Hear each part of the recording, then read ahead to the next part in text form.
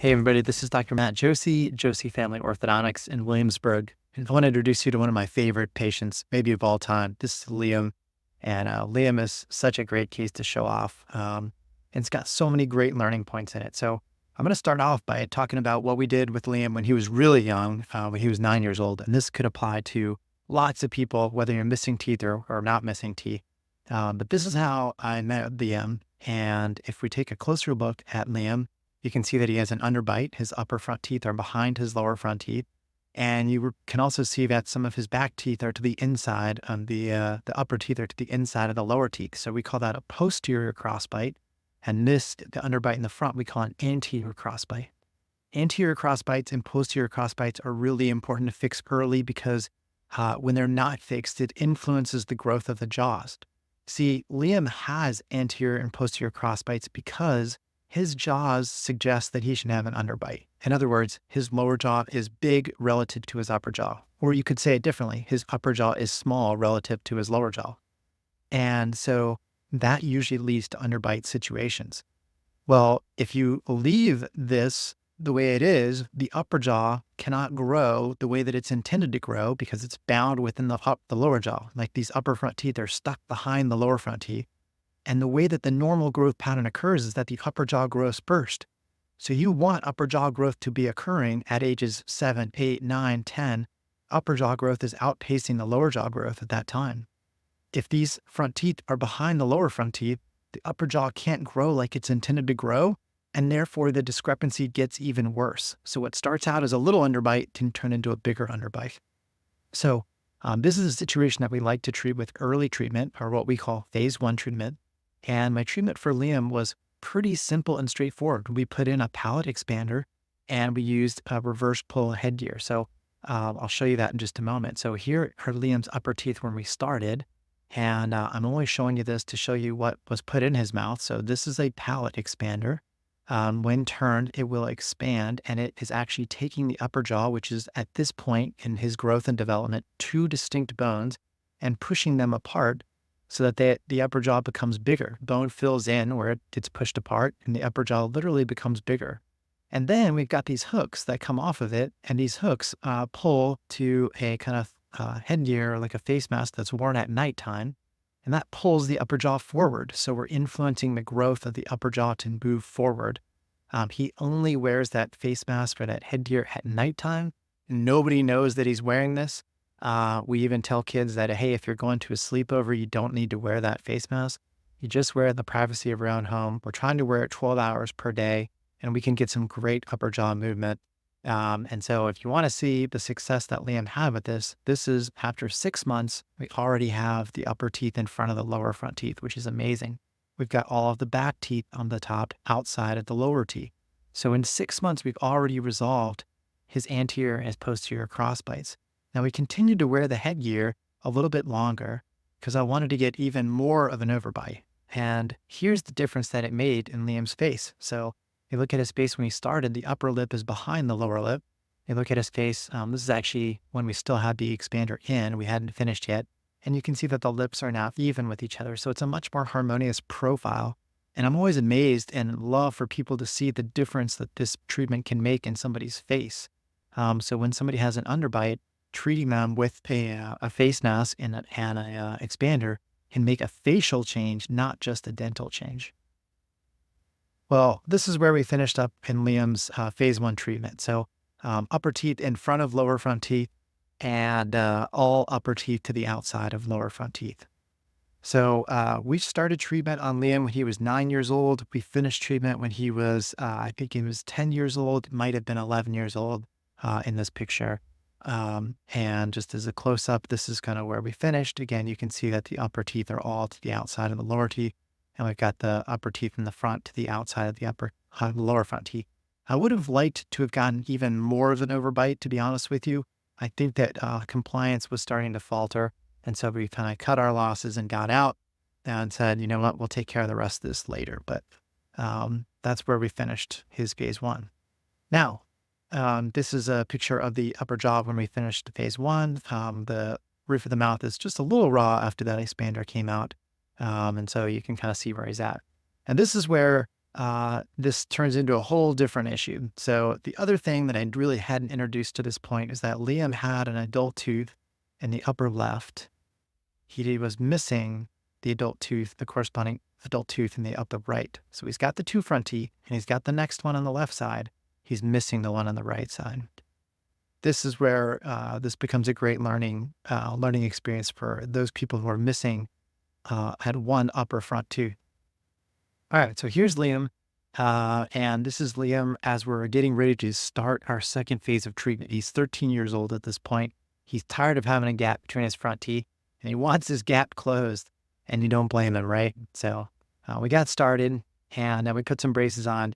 This is Liam about a year into treatment. So we've got the two front teeth are together. We've consolidated our space where he's missing the one tooth. What you can't see in this picture is that on the wire that goes into his braces, I have a fake tooth that sits in the spot.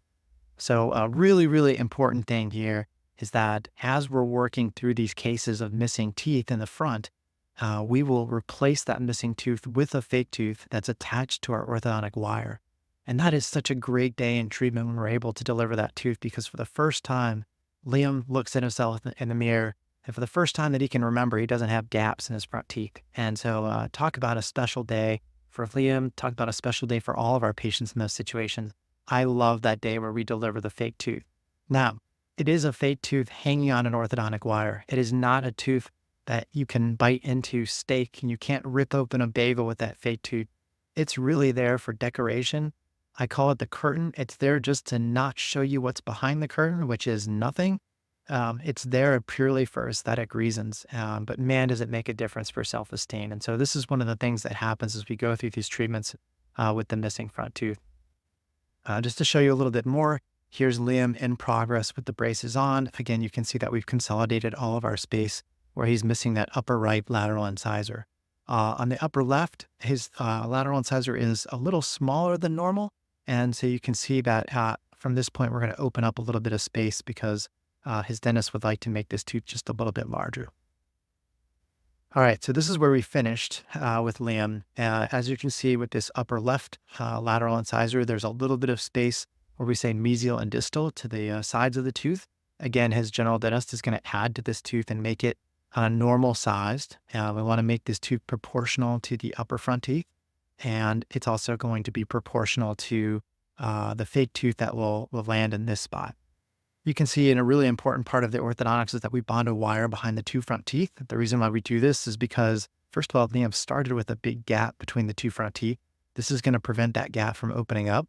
The second thing it's going to do is that this tooth or these two teeth adjacent to this space, they want to drift into this space. Teeth like to find space and drift into it. And so we need to prevent that tooth from drifting into that space. So this wire helps to hold it. And of course, we've created just the right amount of space. We've coordinated this amount of space with both the general dentist, who in this case was Dr. Ross Fuller, and with the periodontist, which was Dr. Richardson and Richin. So we are all set up for Liam's restorations. Now, just want to make a little note here. We deliver a flipper, so it's a kind of a little retainer that has a fake tooth on it that Liam can wear. And so this is Liam just from the center. And this is Liam that same day when we took all the braces off, and he's got his flipper in. So from this vantage point, it looks like Liam has a full complement of teeth, but that one tooth right there, it comes in and out as a retainer. So again, it's there just for show. It's not a tooth that he can really utilize. He can't bite into things with it, but it's there to kind of hide what's behind the curtain. All right. So now the fun part. All right, here's Liam after he gets some restorations from his dentist. And you can see that this tooth on the left side, the right side of your screen, was added to with composite. It looks a little whiter than the other teeth right now. That's just because it was fresh. I think this was the day that it was done. And so I think the dentist has since changed the shade. This looks better today than what it does in this picture. And here is the fake tooth that is situated on the right-hand side of Liam. Now, let's back up for just a moment. Liam, when he finished his orthodontic treatment, was 15 years old. Dental implants, so the final restoration that's intended for this space, they cannot be placed until one is done with growing. So in a young man like Liam, you don't want to place a dental implant until 21 or 22 years old. So we have to find a way to bridge the time from 15 when he's done with orthodontic treatment to 21 or 22 years old. And the best solution is not always that removable flipper that we gave him the day the braces came off. This is a much better solution. We call it a Maryland bridge. And what it is, it's a fake tooth with wings attached to it. One wing glues onto the back of the upper front tooth, and the other wing glues onto the back of the canine tooth. I love this solution as a restorative solution to bridge the gap between orthodontics and implant. What I love about this solution is that it holds the adjacent teeth in their positions, so it doesn't let these adjacent teeth drift into the space. It holds the root positions of the adjacent teeth because we need to have space for that dental implant to come in later on. And it's a pretty good looking restoration. Again, when you look at that's a pretty good looking restoration right there. So I love this Maryland bridge as a good solution for after braces, but before an implant to be placed. Here's Liam with those restorations in place, and what a difference it makes for Liam to have this full complement of teeth. So really, really special stuff. Just to recap a little bit here, I mean, this is where Liam started when we were getting started with our second phase of treatment. This is him at the finish, so what a change. These are the upper teeth from where we started our second phase of treatment to where we finished. And of course, this is the coolest change of all, is to see Liam smile. And this was just one great patient. Really, really enjoyed him both personally and as a patient. He was a great patient, did everything we asked of him. But as good as he was as a patient, he's an even better guy. And so congratulations, Liam, on your smile. This is not Liam's final smile. He will get a dental implant to restore that missing tooth. But that dental implant, we're still 5 years away from that dental implant.